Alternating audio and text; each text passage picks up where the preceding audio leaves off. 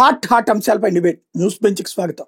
రాష్ట్రంలో జరుగుతున్న పరిణామాలు, వాటి వెనక ఉన్న వాస్తవాలు మాట్లాడేందుకు ప్రస్తుతం మనతో పాటు ఉన్నారు సీనియర్ జర్నలిస్ట్, రాజకీయ విశ్లేషకులు, అలాగే జర్నలిస్ట్ యూనియన్ నాయకులు అయినటువంటి లక్ష్మణ్ గారు. నమస్తే అండి. నమస్తే.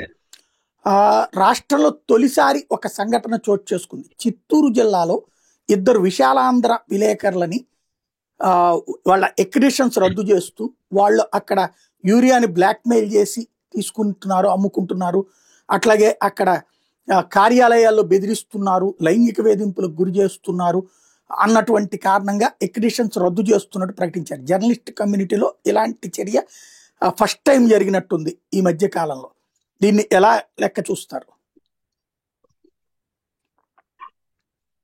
ఒకటి, జర్నలిస్టులైనా కూడా అవినీతి అక్రమాలకు పాల్పడకూడదు. ఈ మధ్య కాలంలో చాలా మంది జర్నలిస్టులు, అంటే ప్రత్యేకించి కొన్ని యూట్యూబ్ ఛానల్స్ వాళ్ళు బెదిరించడం, బ్లాక్మెయిల్ చేయటము, చాలా ఆరోపణలు వస్తున్నాయి. కెమెరాలు పెట్టడము, డబ్బులు ఇవ్వాలని డిమాండ్ చేయటము. సరే, విశాలాంధ్ర పత్రిక అంటే అది కమ్యూనిస్ట్ పార్టీకి సంబంధించినటువంటి పత్రిక, వాళ్ళు కొంత క్రమశిక్షణతోనే ఉంటారని అనుకుందాం.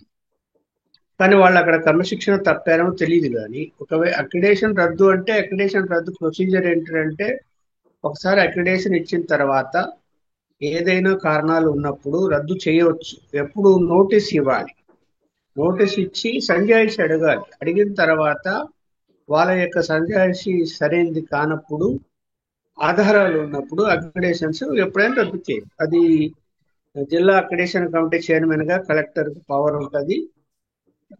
సమాచార శాఖ ఏడీ కానీ లేకపోతే డిపిఆర్ఓ కానీ ప్రపోజల్ పంపుతారు. ఇప్పుడు అక్రిడేషన్ కమిటీలు లేనప్పుడు కలెక్టర్ పూర్తి నిర్ణయం తీసుకునే అధికారం ఉంటుంది.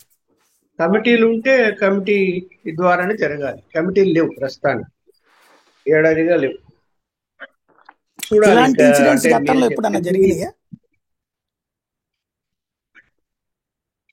గతంలో అంటే అక్కడక్కడ కొన్ని సందర్భాల్లో జరిగాయి, జరగకుండా ఏం పోలేదు. అక్రిడేషన్ క్యాన్సిల్ చేయడం అనేది నోటీసులు ఇచ్చి గతంలో, అంటే ఒక్కోసారి ఎలాంటి సందర్భాలంటే అవినీతి ఆరోపణలని కాదు, అక్రిడేషన్ రూల్స్ రెగ్యులేషన్స్ లో వెరీ క్లియర్ గా ఏదైనా పోలీస్ కేసుల్లో అంటే స్టేషన్లలో ఎఫ్ఐఆర్లు నమోదై ఉన్నా అక్రిడేషన్ రద్దు చేయాలని లేదు. శిక్షలు పడి ఉంటేనే రద్దు చేయాలని ఉంది. ఇది అక్రిడేషన్ కమిటీ రూల్స్ లో. శిక్ష పడక ముందే ఆరోపణలు వస్తే నోటీస్ ఇచ్చి ఎక్స్ప్లెనేషన్ అడుగుతారు. తత్కాలికంగా అక్రిడేషన్ ఆపొచ్చు, అంటే సస్పెన్షన్ లాగా పెట్టచ్చు. మరి ఇప్పుడు వీళ్ళ విషయంలో ఏం జరిగిందో నాకు పూర్తిగా సమాచారం అయితే లేదు. వాళ్ళకు నోటీస్ ఇచ్చారా, ఇవ్వలేదా, ఎక్స్ప్లెనేషన్ అడిగారా, అడగకుండానే చేశారు. అడగకుండానే చేసింటే కనుక అది కరెక్ట్ అయిన విధానం అయితే కాదు. వాళ్ళకు నోటీస్ ఇవ్వకుండా కలెక్టరే నిర్ణయం తీసుకొని వాటిని రద్దు చేశారు అంటే కనుక అది కరెక్ట్ అయితే కాదు.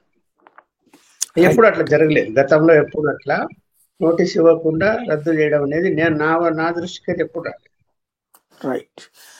మరొక ప్రధానమైనటువంటి అంశం, ఒక్క రోజులో 120 రిజిస్ట్రేషన్ కార్యాలయాల మీద ఏసీబీ దాడిని ఎలా చూస్తారు?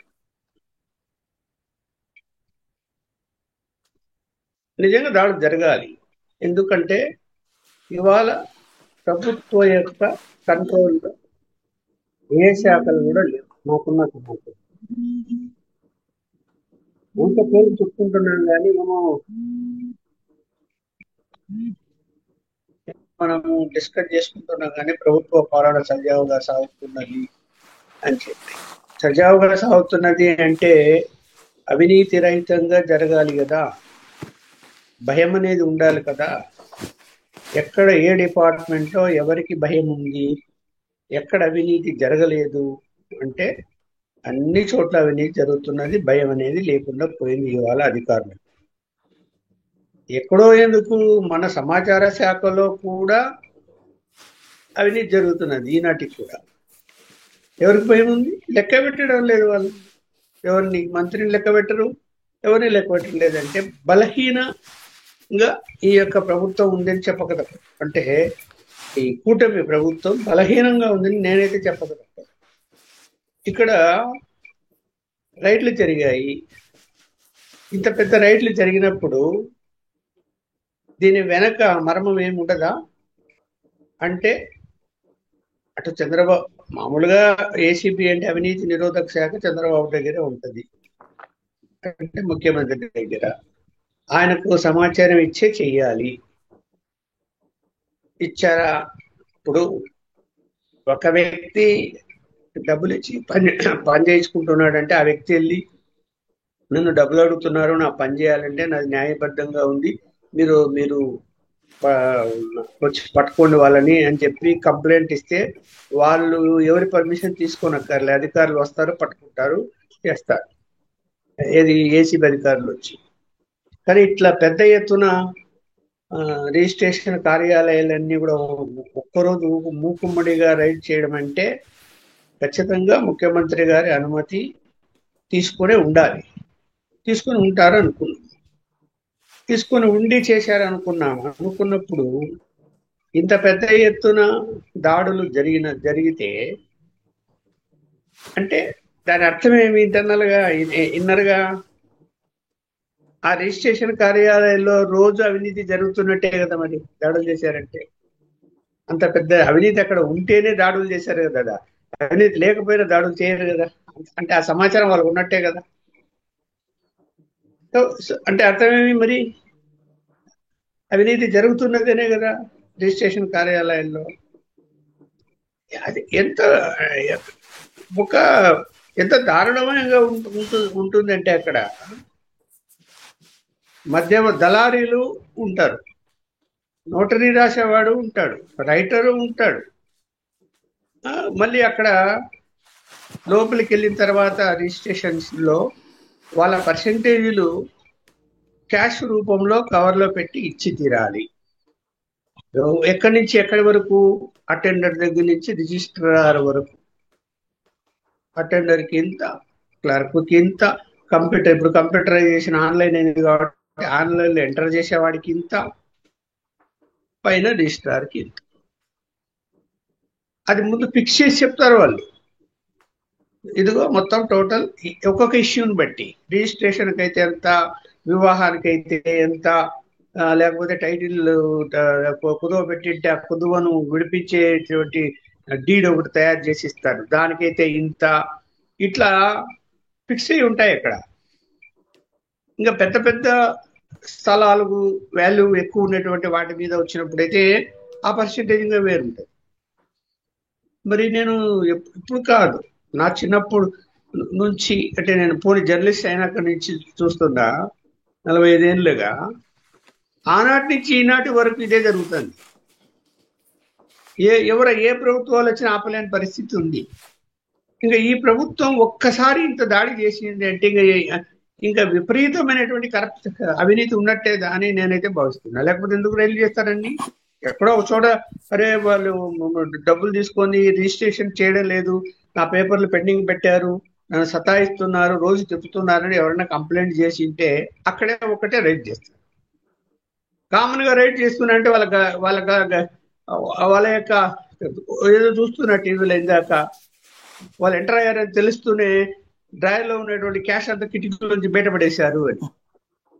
మరి ఎట్లా వచ్చింది? డ్రాయర్ లో క్యాష్ ఎలా వచ్చింది? కిటికీలో బయట పోయాల్సిన అవసరం ఏముంది? మరి చూడాలి ఇప్పుడు దీని అంటే ఇది పర్మిషన్ తీసుకున్నారా తీసుకోలేదా అన్నది ఒకటి. స్వతంత్రంగా వేసి వ్యవహరించిందా, ముఖ్యమంత్రి గారి ఆదేశాలు ఉన్నాయా, లేకపోతే ముఖ్యమంత్రి లాగా వ్యవహరిస్తున్నటువంటి నాయకుడి ఆదేశాలు ఉన్నాయా? నేనైతే అనుకుంటున్నాను ఆ నాయకుడు ఆదేశాలు లేకుండా ఇది చేసి ఉంటారా? ఒకవేళ ఇలా చేశారు అంటే హెచ్చరించారేమో, మీరు పంచుకోవడం కాదయ్యా మా వరకు కూడా రావాలని హెచ్చరికగా కూడా చేపించారేమో తెలియదు. ఆ అవకాశం కూడా ఉండొచ్చు. ఇక్కడ తాజాగా కల్తీ లిక్కర్ కుంభకోణం, దాంట్లో వాస్తవంగా జనార్దన్ వాళ్ళని అరెస్ట్ ఒక ఎత్తు అయితే, వాళ్ళు చెప్పారు అన్న కారణంగా జోగి రమేష్ అరెస్టుని, వాళ్ళ సోదరుడి అరెస్టుని ఆ సందర్భంగా మాట్లాడి అడ్డం పడే ప్రయత్నం చేసినటువంటి ఆవిడ మీద వీళ్ళ మీద వాళ్ళ కుటుంబం మీద కేసులు పెట్టడాన్ని ఎలా చూస్తారు? ఇప్పుడు కక్ష సాధింపు లేదు లేదు అంటున్నారు కానీ రాజకీయ కక్ష సాధింపు కనిపిస్తున్నది. మనం ఊరికే వాళ్ళు చెప్పొచ్చు, చెప్పుకోవచ్చు, సమర్థించుకోవచ్చు.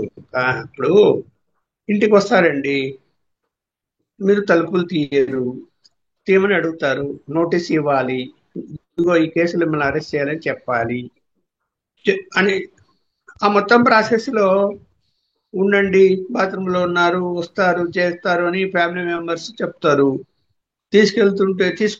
తీసుకెళ్లే విధానంలో ఇప్పుడు నోటీస్ ఇచ్చి అరెస్ట్ చేసిన తర్వాత బలవంతం చేయాల్సిన అవసరం ఉండదు. ఇంకా ఇంట్లో ఉన్నారు, ఎక్కడ పోతాడు? తలుపు తీశారు, ఎక్కడ పోతాడు? తలుపు తీసినాక రావాలా, నోటీస్ ఇచ్చారు, పిలుచుకెళ్తారు, కూర్చుని జబ్బులో కూర్చుంటాడు. నేను కొన్ని సీన్లు అరెస్ట్ చేసి చూస్తున్న, భుజాల మీద పోలీసులు చేతులు వేసేది, నడుము మీద చేతులు వేసేది, లేదంటే కాలర్ పట్టుకుండేది. అరే అదే కాదండి, ఇక్కడ తప్పించుకొని పారిపోయే దొంగలు కాదు కదా. అక్కడ నీకు వచ్చారు, నోటీస్ ఇచ్చారు, చట్ట ప్రకారం మీరు అరెస్ట్ అంటున్నారు, తీసుకెళ్లేటప్పుడు సరే కార్లో కూర్చోండి అంటే వచ్చి కార్లో కూర్చుంటాడు. కాకపోతే ఎవరో దారిలో ఇంట్లో ఫ్యామిలీ మెంబర్స్ మాట్లాడుతుంటే వాళ్ళకి ఏదైనా సమాధానం చెప్పటమో, లేదంటే వచ్చిన కార్యకర్తలు ఎవరైనా అడుగుతుంటే కొంచెం సమాధానం చెప్తాడు, కారు ఎక్కి తిడతాడు, 2 నిమిషాలు అటు ఇటు కారు ఎక్కుతాడు. ఏదో తొందర అయిపోయినట్టు పారిపోతాడేమో అనేటువంటి విధానంలో పోలీసులు వ్యవహరిస్తారు. మరి వాళ్ళు అలా వ్యవహరించినప్పుడు మరి వీళ్ళు అడ్డుకున్నారు, అట్లా తీసుకెళ్తుంటే అన్నప్పుడు కార్యకర్తలు మాట్లాడాలని ముందుకు వచ్చినా అడ్డుకున్నట్టు లెక్క, వీళ్ళకి పోలీసులకి. ఫ్యామిలీ మెంబర్స్ మాట్లాడాలని ముందుకు వచ్చినా అడ్డుకున్నట్టు లెక్క. ఆ పోలీసు యొక్క విధికి అడ్డుకున్నారు, దాని మీద ఒక సెక్షన్ కేసు పెట్టడం. అవి ఏం అవసరం అవి ఏం అడ్డుకున్నారు? ఫిజికల్ గా ఏమైనా అడ్డుకున్నారా? అరెస్ట్ చేయకుండా ఏమైనా మనిషిలో మేము అడ్డుకొని పంపించకుండా, మిమ్మల్ని కారెక్కకుండా, జీపెక్కకుండా ఆపారా? ఏం లేదు. అంత ఎట్లా ఉంటుందండి ఇది. ఇప్పుడు ఈ కేసులోనే కాదు, ప్రతి కేసులో, గత ప్రభుత్వ హయాంలో కూడా ఇలాంటివే జరిగింది. అనవసర రాద్ధాంత ముందు చేస్తారు పోలీసులు, హడావిడి చేస్తారు. ఏం లేకపోయినా కిటికీలు ఎక్కేది, అవి పైకి ఎక్కేది, గోడలు ఎక్కేది, దూకామనేది, చిన్నన్ని క్రియేట్ చేస్తారు వాళ్ళు. ఇంట్లో ఉన్న తర్వాత నువ్వు గోడ ఎక్కేది, తలుపు కొడతారు, బెల్ల కొడతారు, 10 నిమిషాలు దిగొద్దు, 20 నిమిషాలు తీయాల్సిందే. ఎక్కడ పోతారు? తీయాల్సిందే, తీస్తారు. దానికి ఎంత హంగామా చేస్తారంటే ఏదో టెర్రరిస్ట్ ఆ ఇంట్లో ఉన్నట్టు, టెర్రరిస్ట్ పట్టుకోవడానికి ఎలా వ్యవహరించాలో అలా వ్యవహరిస్తున్నట్టు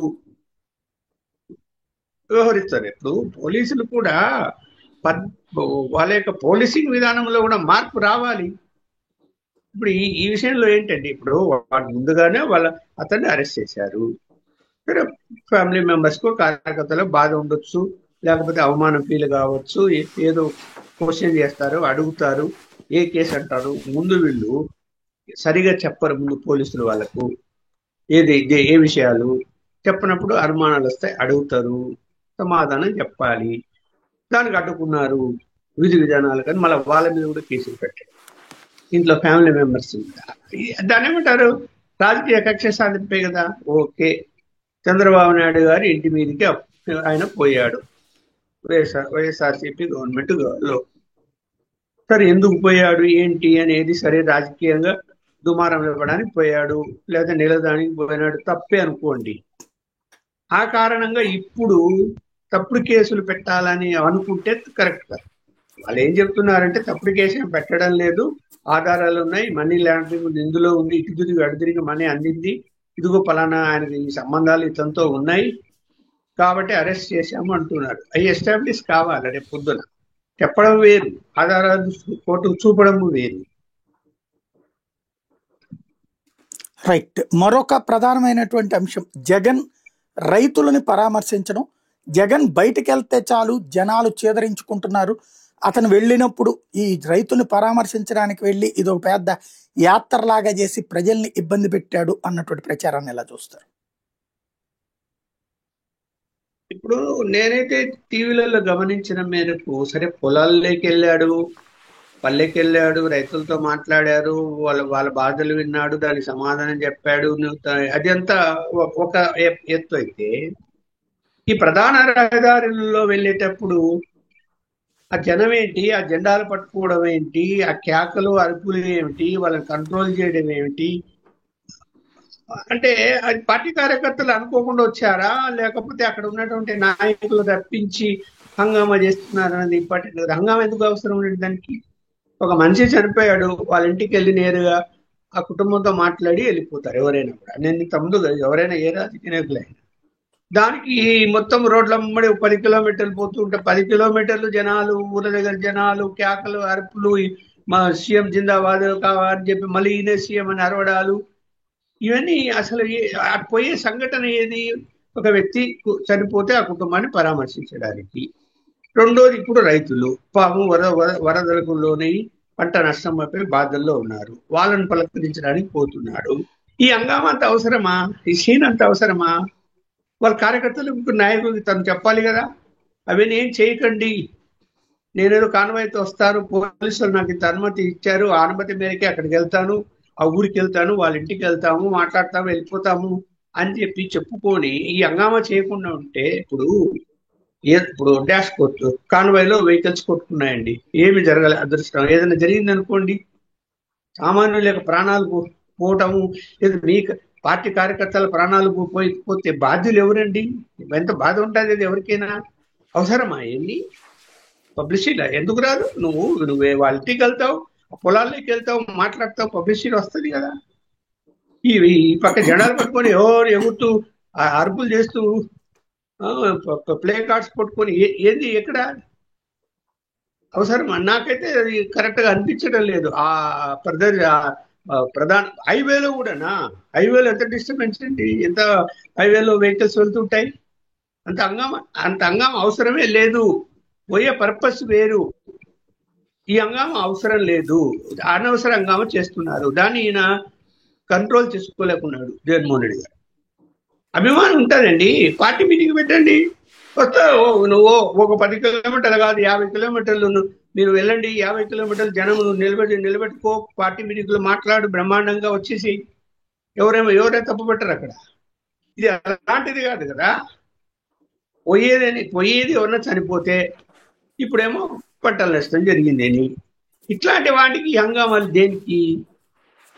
అవన్నీ అనుకోకుండా వచ్చినట్టు కాదు, క్రియేట్ చేసినట్టువే. నేనైతే చెప్తున్నా, అనుకోకుండా వచ్చారు రోడ్ల మీదకి, జగన్మోహన్ రెడ్డి వస్తున్నాడు కాబట్టి. ఎందుకు వస్తారండి? నువ్వు ఎక్కడో కన్వాయిలు సరైన వెళ్ళిపోయి వాళ్ళ ఇంటికి పోయి మాట్లాడి వెళ్ళిపోతుంటే ఎందుకు వస్తారేమి? ఇప్పుడు జగన్మోహన్ రెడ్డి గారు ఏమన్నారా, రాజకీయాలు కొత్తగా వచ్చారా, ఆయన చూడాలనుకోవడానికి 10 ఏళ్ళ నుంచి చూస్తున్నారు, అందరికీ తెలుసు, పరిచయమైన వ్యక్తి, తెలియని వాళ్ళే ఎవరు లేరు. ఎందుకు వస్తారు రోడ్ల మీదకి? తెప్పిస్తున్నారు. ప్లే కార్డులు ఎక్కడి నుంచి వస్తాయి చెప్పండి? ఆయన ముందు తయారు చేసుకుంటారు కదా, ఆయన ఫోటో పెట్టి ఒకటి ఫోటోలన్నీ పెట్టి పట్టుకోవడము. అసలు అరుపులేంటి? పోయే పర్పస్ ఏంది? వీళ్ళు మాట్లాడేది ఏంది? సీఎం జిందాబాదు, జగన్మోహన్ రెడ్డి నెక్స్ట్ సీఎం ఆయనే, లేకపోతే ప్రభుత్వాన్ని వ్యతిరేకంగా నినాదాలు ఇవ్వడము కరెక్ట్ అయితే కాదు. నాకైతే పద్ధతి కరెక్ట్ కాదని అనుకుంటున్నాను. రైట్. తాజాగా లోకేష్ తెలుగుదేశం పార్టీ కార్యాలయానికి వెళ్ళారు. దాదాపుగా 5,000 మంది పబ్లిక్ నుంచి వినత పత్రాలు స్వీకరించారు. అదే సందర్భంలో ఎమ్మెల్యేలందరూ ప్రజా దర్బార్లు నిర్వహిస్తే తెలుగుదేశం పార్టీ రాష్ట్ర కార్యాలయం దగ్గరికి ఇంతమంది ఎందుకు రావాల్సి వస్తుంది అంటూ మందలించారు ఎమ్మెల్యేలని. అట్లాగే ఏదైతే కొన్ని విషయాల్లో కావ్య కృష్ణారెడ్డి కావల్లో తన ప్రత్యర్థి అంటే తన పార్టీలోనే ఉన్నటువంటి ఎవరైతే సీట్ త్యాగం చేశారో ఆయన చనిపోతే కూడా ఇంటికి వెళ్ళకపోవడం, మరొక వైపున కొలికపూడి కేసినేనిల వివాదం విషయంలో సరిగ్గా స్పందించలేదంటూ నాయకుల మీద ఆగ్రహం వ్యక్తం చేశారు లోకేష్ అన్నటువంటిది. ఇది ఎలా చూస్తారు? ఇప్పుడు లోకేష్ ఒక మంత్రే కాకుండా పార్టీ ప్రధాన కార్యదర్శి. సో పార్టీ కార్యాలయానికి వెళ్ళినప్పుడు పార్టీ పరంగా మనం మాట్లాడుకుంటే వాళ్ళ యొక్క పార్టీ నాయకులను హెచ్చరించడంలోనూ లేకపోతే సలహా ఇవ్వడంలోనూ తప్పైతే ఏముండదు. మరి ఎందుకు అలా వ్యవహరిస్తున్నారు అంటే, పార్టీలో ఉన్నటువంటి విభేదాలను పరిష్కరించే ప్రయత్నం ఏమన్నా చేశాడా? చేయలేదు. ఎప్పుడు చేశారు? ఇప్పుడు చూడండి, కొలికిపూడిది నానిది ఇవాళ సమస్యన సంవత్సరం నుంచి నడుస్తుంది వ్యవహారం వాళ్ళిద్దరి మధ్య. ఏమైనా పరిష్కరణ చూపగలిగినారా? ఇంకా పెరుగుతూ వస్తున్నది. చర్యలు అనేవి కొలికిపూడి తీసుకోలేని పరిస్థితి. ఎందుకు తీసుకోలేకపోతున్నారు? ఎందుకు కూర్చోబెట్టి పోని నోరు జారకూడదు, పార్టీ డామేజ్ అవుతుందని చెప్పలేకపోతున్నారు? ఇప్పుడు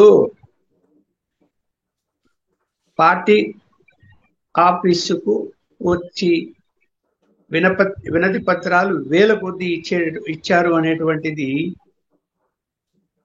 మీ వైఫల్యమే కానీ కారణం. అది మీ ఎమ్మెల్యేలు అందుబాటులో లేరు, మీ మంత్రులు అందుబాటులో లేరు. మళ్ళీ చెప్తున్నా, ముఖ్యమంత్రి ఈ నారా లోకేష్ కూడా అందుబాటులో లేదు.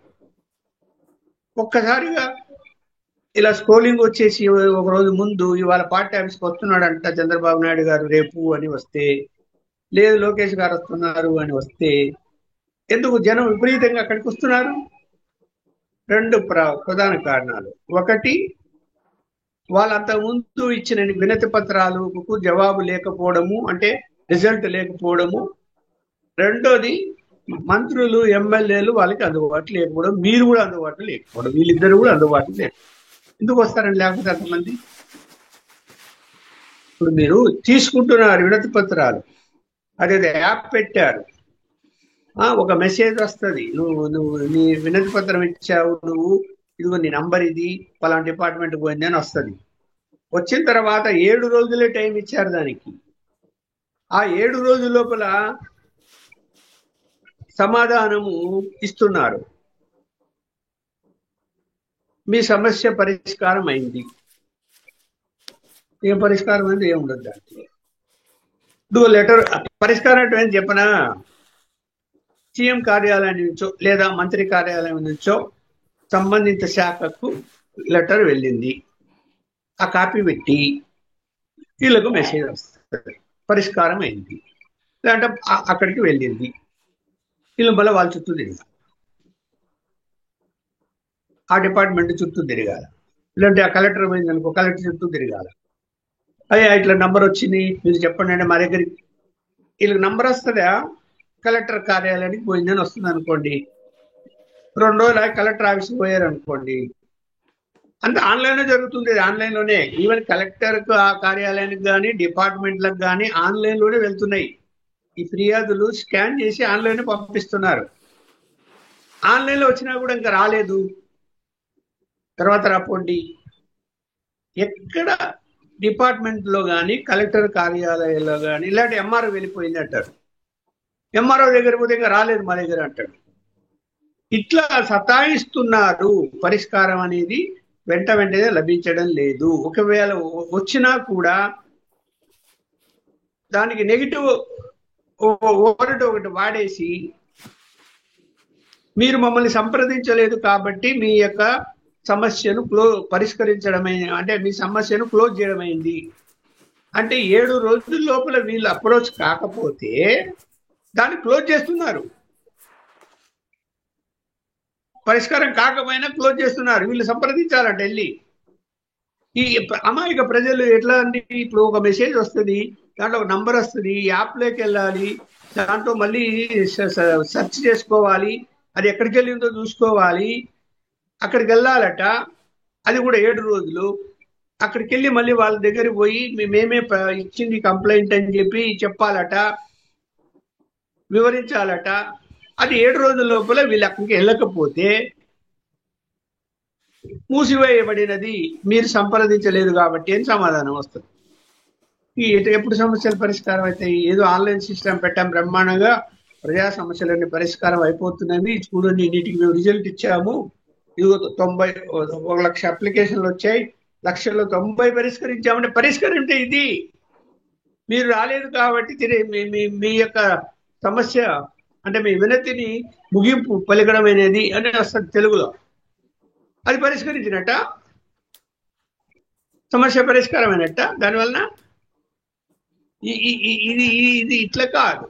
ఎలా ఉండాలంటే ఎమ్మెల్యేలు కానీ మంత్రులు కానీ అప్లికేషన్ తీసుకుంటే వెంటనే ఎంఆర్ఓతోనూ కలెక్టర్తో మాట్లాడాలను, పోలీసులతో మాట్లాడాను. అంత స్పాట్ మాట్లాడి, ఇదిగో మా వాళ్ళు వస్తున్నారయ్యా, నువ్వు తప్పు చేశావు, ఇలాంటి వీళ్ళ సమస్య ఇలా ఉంది, ఇదిగో వీళ్ళకి ఇంటి పట్టాలు ఇవ్వలేదు, లేకపోతే వీళ్ళ భూములు రిజిస్ట్రేషన్ కాలేదు, మీ భూమి సర్వే నంబర్లు చెప్పడం లేదు, ఈ సమస్యలు వెంటనే పరిష్కరించు అని వీళ్ళు చెప్పగలిగితే, అరే ఎమ్మెల్యే ఫోన్ చేశాడు, మంత్రి ఫోన్ చేశాడు అని వాడు కొంచెం ఒళ్ళు దగ్గర పెట్టుకొని పని చేయగలుగుతాడు.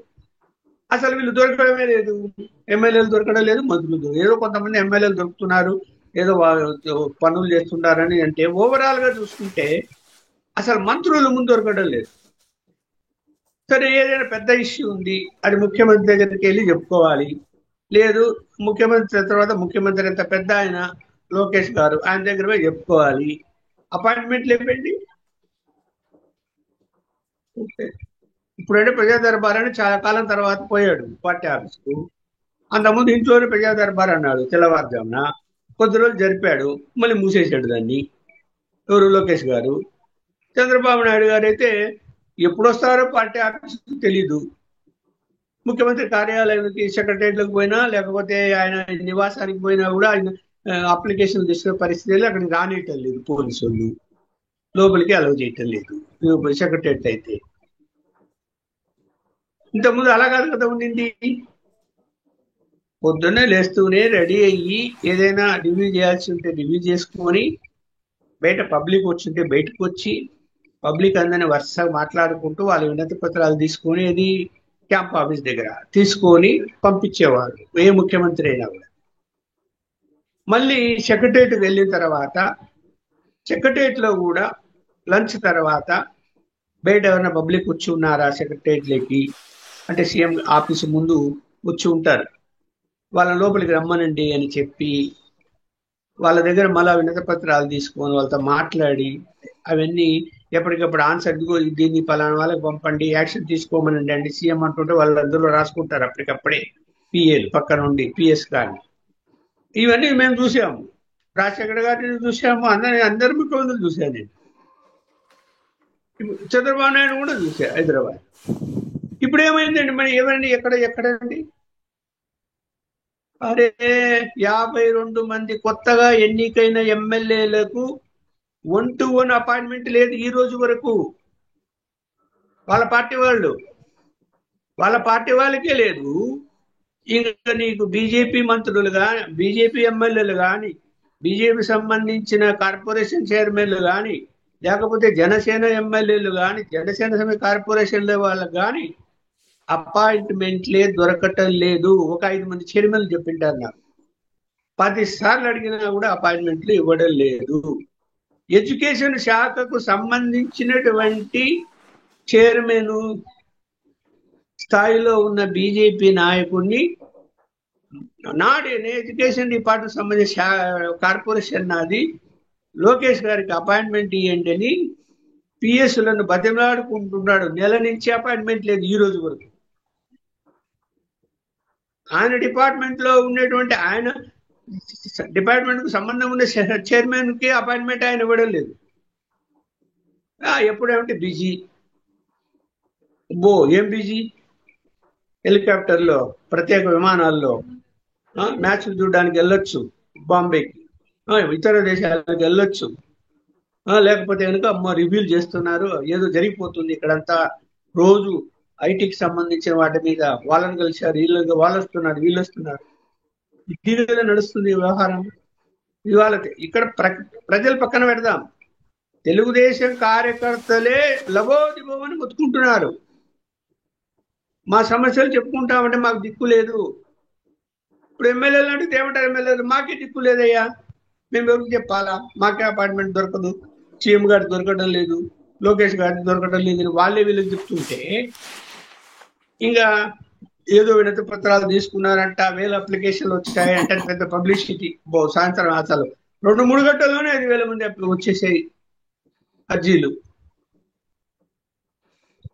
అంటే మరి అది గొప్పగా చెప్పుకుంటున్నారా, లేకపోతే ప్రజా సమస్యల పరిష్కారం కాక ప్రజలు ఇబ్బంది పడుతున్నారు? మరి సంవత్సరమున్నర అయిపోతున్నది, వచ్చి 1.5 సంవత్సరం అధికారం లేకొచ్చి ప్రజలు ఇంతమంది ఎందుకు వస్తున్నారు అంటే వాళ్ళ సమస్యలు ఇంకా పెండింగ్ లో ఉన్నాయి అనే కారణమా? అదే ఆలోచించుకోవాలి వాళ్ళు. Right. Thank you very much అండి. ఇది పరిస్థితి. రాష్ట్రంలో జరుగుతున్నటువంటి కీలకమైనటువంటి పరిణామాలు, వాటిని అబ్జర్వ్ చేయాల్సినటువంటి కోణం. అదే లక్ష్మణ్ గారు చెప్తున్న అంశం.